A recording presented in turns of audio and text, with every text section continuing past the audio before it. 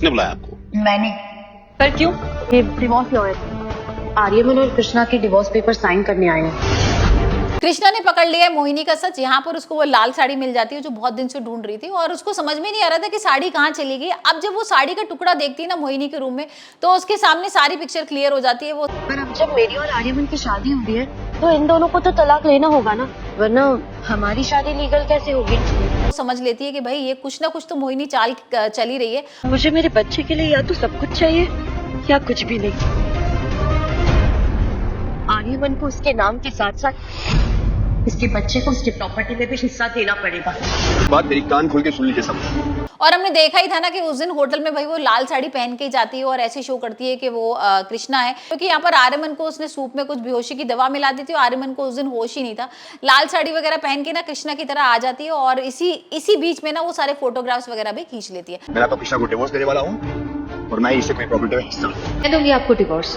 कृष्णा क्या कह रही हो तुम? मैं कल बोल चुकी हूँ ना कि मैं अब इस घर में नहीं रहूंगी। मैं बस यहाँ मोहिनी की शादी के लिए रुकी हूँ, इसके बाद तो मुझे जाना ही है। इस लाल साड़ी का और ये कृष्णा के हाथ लग गई। अब भाई कृष्णा को धीरे धीरे समझ में आएगा कि मोहिनी क्या क्या चीजें कर रही थी, किस तरीके से यहाँ पर मोहिनी के साथ सिद्धार्थ भी है।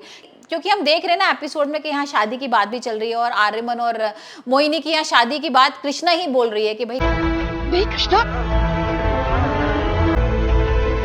मुझे माफ करना बस, पर मैं मोहिनी को शक नहीं होने देना चाहती कि मैं उसके खिलाफ सबूत इकट्ठा कर रही हूँ, इसलिए मुझे ये करना पड़ेगा। किसी तरीके से शादी हो जानी चाहिए इनकी। वो प्रेग्नेंट है ना, और अब आर्यमन से जो गलती हो गई उसका भुगतान तो वो छोटा बच्चा नहीं भुगतेगा ना, तो भाई यहाँ पर शादी कर देनी चाहिए। और शादी का जैसी नाम सुनती है तो मोहिनी को गुस्सा आने लगता है और यहाँ पर मोहिनी सिद्धार्थ से झगड़ा करने लगती है कि भाई आप ही साइन कर लीजिए। डिवोर्स तो तभी होगा ना जब मैं इसे साइन करूंगा।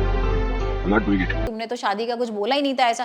तुमने तो ये बोला था तुम मुझसे शादी करोगे। यहाँ तुम सिर्फ बर्बाद करना चाहते थे ना आर्यमन को, उसकी प्रॉपर्टी छीनना चाहते थे, उसे बाहर निकालना चाहते थे घर से। लेकिन ये तो शादी तक बात चली गई, तो यहाँ पर सिद्धार्थ ना उसको पागल बना रहा है, बेवकूफ बना रहा है और उसको बोल रहा है कि तुम चिंता मत करो, ऐसा कुछ भी नहीं होगा यहाँ पर और मैं ही तुमसे शादी करूंगा। और आने वाले एपिसोड में हम देखेंगे किस तरीके से यहाँ पर कृष्णा भाई धीरे धीरे करके मोहिनी को एक्सपोज करेगी, क्योंकि उसके रूम में उसने रहना शुरू कर दिया और वो उसकी जासूसी करने ही आई है, पता करने आई है कि भाई क्या किया था इसने ऐसा उस दिन जिसकी वजह से आर्यमन पर इतना बड़ा इल्जाम लगा। और वो तो जानती है ना कि आर्यमन तो भाई कभी उसे धोखा दे ही नहीं सकता है।